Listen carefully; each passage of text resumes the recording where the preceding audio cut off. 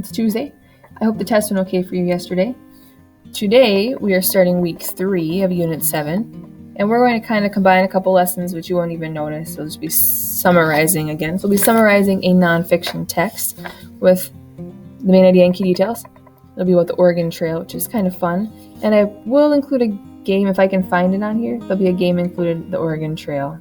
It's extra. Don't play it before you watch your lessons and do your work. So we'll do this sheet together.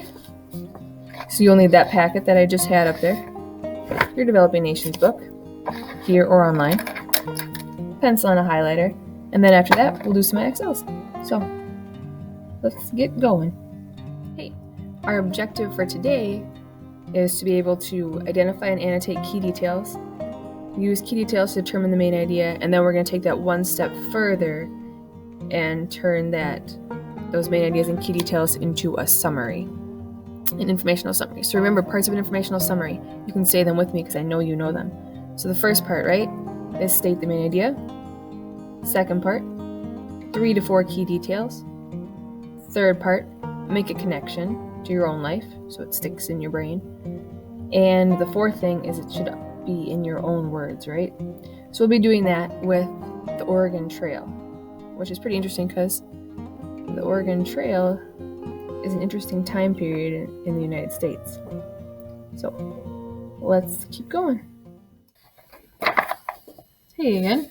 So our assignment today is writing a summary using key details and main idea again. So we're just reading a chunk of this, paragraphs 3 through 14. We're going to find the key details in each paragraph.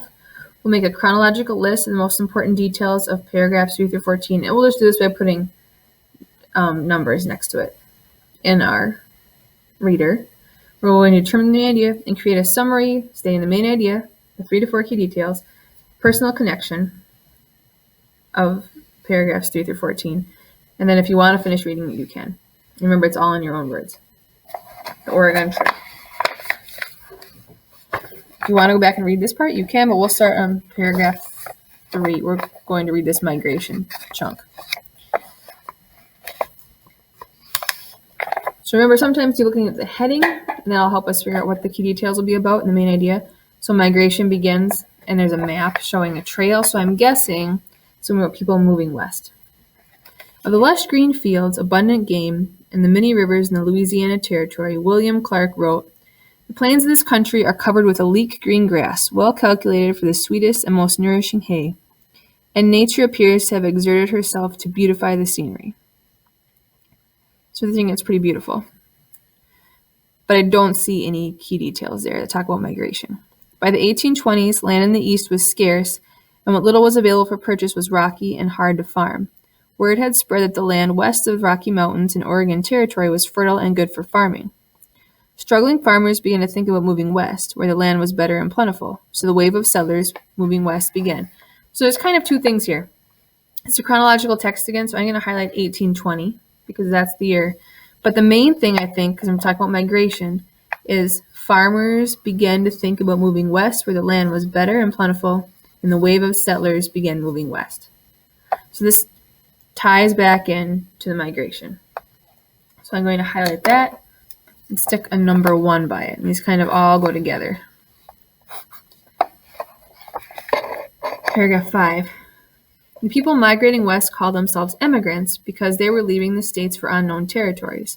Most people migrating kept diaries to record their journeys. One woman who wrote a daily account of her journey on the Oregon Trail was Narcissa Whitman. I think that's kind of important. It's talking about migration, and people migrating west called themselves immigrants. Emigrants, not immigrants. So we'll go there.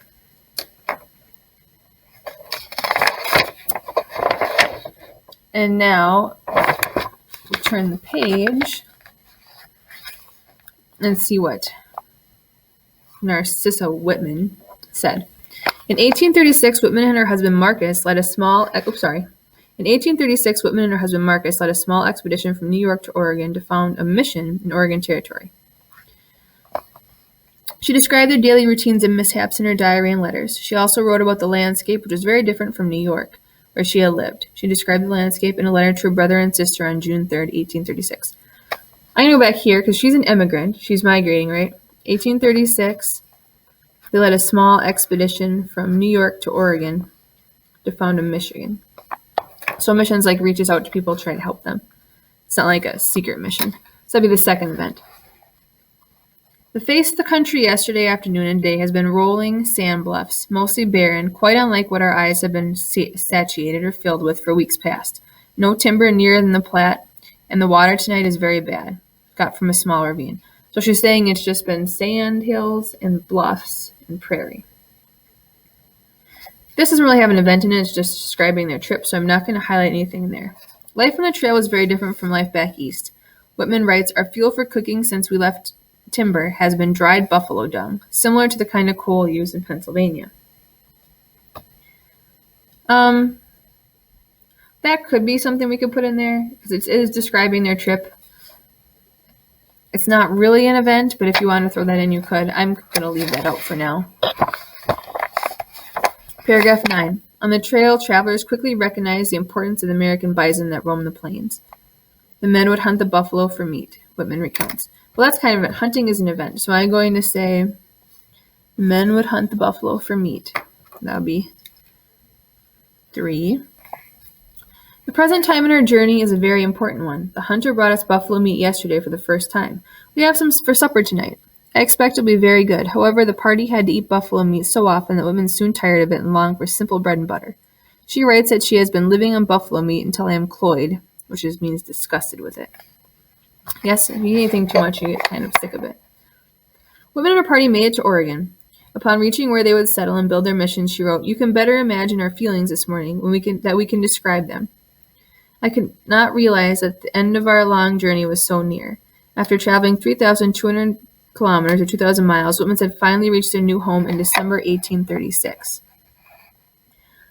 Like many other immigrants, they were tired and weary, but happy and relieved to have made it. So December 1836, another date there, and they reached the end of their journey, their new home in Oregon. So they made it to Oregon and had finally reached their new home. So this kind of all go together, right? They made it to Oregon, to their new home. That would be the fourth event. And we are going to paragraph 14, so let's keep going. The Whitmans settled in the eastern part of what is now the state of Washington. They built a mission there. Here Narcissa describes the new land and home. That is an event. She settled there, and then they built a mission there. So that would be event number, just checking, 5. It's indeed a lovely situation. We are on a beautiful level, a peninsula formed by the branches of the Walla Walla River, upon the base of which our house stands. On the southeast corner, near the shore of the main river. So a peninsula is like a little piece of land that juts out into water. So they built their thing out there somewhere, a little happy house by the water. To run a fence across the opposite river on the north from our house, this, with the river, would enclose 300 acres of good land for cultivation, so for planting, all directly under the eye. The rivers are barely skirted with timber. This is all the woodland we can see. Beyond them, as far as the eye can reach, plains and mountains appear. So there's not a lot of woods, so it'd be great for farming, and that's what they wanted to do.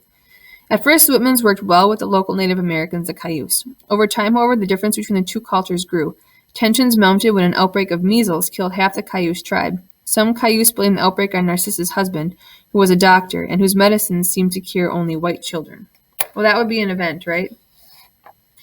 So, the differences between the two cultures grew. Tensions mounted when an outbreak of measles killed half the Cayuse tribe. So, they got sick with measles, and a lot of them died, and then they started to not get along as well. So now that I have my events, I'm going to take them and turn them into a summary, starting with, and try and figure out the main idea for my summary, right? So what I'm thinking here is talking about their trip west to better land, right? So my main idea might be in the early 1800s, because all of these things happened between 1820s and 1836. That's still early 1800s. So in the early 1800s, farmers headed west, right, in search of a better land. So I'm going to start with this. In the early 1800s, farmers headed west in search of a better land. And go back and check and make sure. And that's what I had said for 1820s. And they're called immigrants. So I'm going to say the immigrants, because then I can throw that part in there, hunted, let's see, buffalo for food,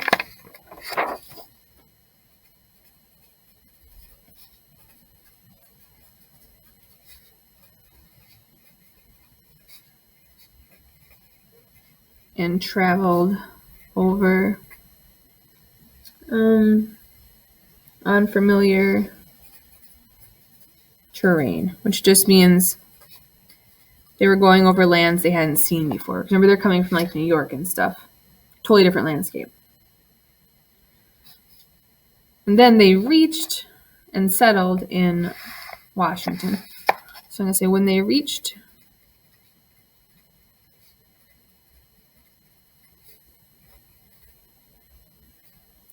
the area of Washington,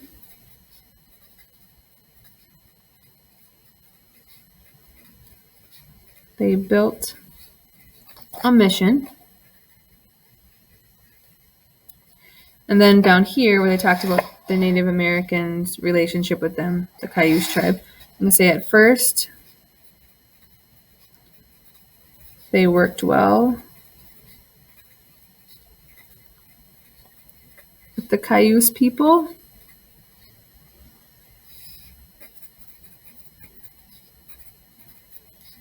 But after an outbreak of measles, tensions rose. So they weren't getting along anymore. So this is where you can pause and finish writing this if you want to. Now, then, the last thing you need to do, in your own words, make a connection. I have never emigrated anywhere, so it'd be hard for me to make a connection there. But this last part really stuck out to me. There's an outbreak of measles, and people, tensions rose over it. This makes me think of the world today, so I'm making a text to world connection. I know, I read anyway in the news that for the COVID outbreak, there's been some tensions rising between different groups of people, because some people are blaming like Asian Americans for bringing COVID into the United States, when really it could have been any type of traveler that came in. So same thing, when people are scared, or especially if there's like a virus or an outbreak of something, people tend to blame other people. So I see that now. So I might write, we're experiencing the same thing with this virus outbreak. Some groups of people are blaming other groups of people, just like the Cayuse were blaming the white settlers, which really it was the white settlers because they brought a new virus in. But anyway, that's a connection I can make. So you're going to finish that, make your connection, and then we have some IXLs to do. Oops. Hey there, guys. So we are now talking outfit change, right? I'm recording this in chunks. Anyway, for IXLs today, we're going to be doing main idea, and some of you might have already done this, and that's fine. If you're already at 80%, you could go to 100% just so it's fresh in your mind. So the first one is using key details to determine the main idea, which is what we've been doing. So some examples. Look at these details from a paragraph about the same topic. Treats are used to teach a falcon to come to a trainer's glove. A training line is used to teach falcons to fly back to the trainer for a treat. Trainers teach falcons to capture prey and bring it back for a large reward. So now I have to choose a main idea. So all of these are talking about teaching a falcon, right? So falcons can learn how to land on a trainer's glove. Well, I have one thing that says that. Treats are an important part of falcon training, and trainers teach falcons to hop away and come back for a reward. All these talk about treats, right? Treats are used to teach the falcon to come. Training lions teach the falcons to come back for a treat. Trainers teach falcons to capture prey and bring it back for a reward. So all those are different treats. So I'm going to say treats are an important part of falcon training because all those sentences talked about treats. I'm going to jump a level. You can eat whole sunflower seeds or put them in snack bars. Sunflower seeds can be made into a spread like peanut butter. Sunflower oil comes from the seeds and can be used in baking recipes. So now I'm going to try to find the main idea from those. You can sprinkle sunflower seeds over your vegetables. Okay, it didn't talk anything about vegetables, so that won't be right. Sunflowers come in many different colors. No. Many snack bars contain sunflower seeds. Well, there was one sentence about having them in snack bars, but there was only one sentence, and I want something that works for all the sentences. Sunflower seeds are a useful source of food. Well, all of these were talking about sunflower seeds in food, right? Snack bars, sunflower seed spread, and baking recipes. So I'm going to choose a useful source of food. And that's what you'll be doing for A1. A2 then goes on to talk about the main idea of a passage. So be reading or listening to the whole thing. Remember to listen, you can just push this. So dogs and wolves are part of the same animal family. Both animals have strong senses of smell and are loyal to their packs. But dogs and wolves are quite different when it comes to people. Dogs used to live with people and get along well with them. In fact, dogs have been called man's best friend. Wolves, on the other hand, cannot live with humans. Wolves prefer to live in the wild where they hunt for food. Clearly, dogs belong to people while wolves do not. So my choices. Dogs are better suited to living with people than wolves are.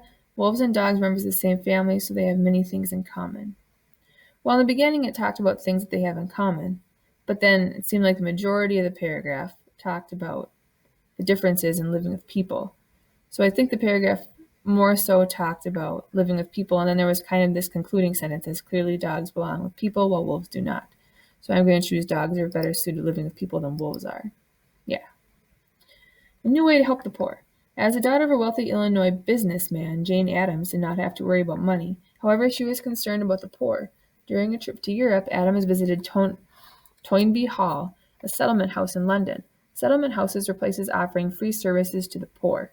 Inspired by what she saw in London, Addams opened a settlement house of her own in Chicago in 1889. Hull House was one of the first centers of its kind in the United States. It helped many families who had just arrived from Italy, Germany, Russia, and Greece. The center offered classes, child care, food, and help with finding jobs. So now, as a result of her visit to London's Toynbee Hall, Jane Addams founded the first settlement house in Chicago. Her Hull House was one of the first places in the U.S. to offer free child care, classes, and other services to poor families. So, going back to here, it talked mostly about Jane Addams, and she visited Toynbee Hall, and then founded her own settlement house. There is this chunk in here that it was one of the first places to offer free child care, classes, and other services to poor families, but that's just a couple sentences out of here. I think the main thing is talking about her idea after she visited Toynbee Hall. Let's see if I'm right. Okay. Jump a level. Mother alligators. This will give us a few more choices. Alligators are surprisingly helpful mothers. A female alligator builds a nest for her eggs in the shore. After she lays her eggs, she covers the nest to keep it warm. Unlike many other reptiles that leave their eggs, the alligator stays to keep them safe. When the babies start making noise, the mother knows they're ready to hatch. She may help by putting eggs in her mouth and gently breaking the shells apart. Once the babies hatch, the mother gathers them up and puts them in the water she stays with and protects her young for as long as 2 years. So all of it was about mother alligators. So the main idea, female alligators build their nests on shore. Well, it did say that. Female alligators stay with their young for up to 2 years. It did say that. But then female alligators make very caring mothers. And it talks about her building a nest carefully, keeping them warm, staying with them. So I'm going to say female alligators make very caring mothers. Yeah. So what you'll be doing for IXLs is A1 and A2 in language arts, and you will do them until you get to 80%. If you've already done them before, a great refresher would be to do from 80% to 100%. Just do a few more. Get it fresh in your mind again. So that's your assignment for today. So if you have any questions, get a hold of me. Otherwise, I hope you have a great rest of your Monday. Talk to you later.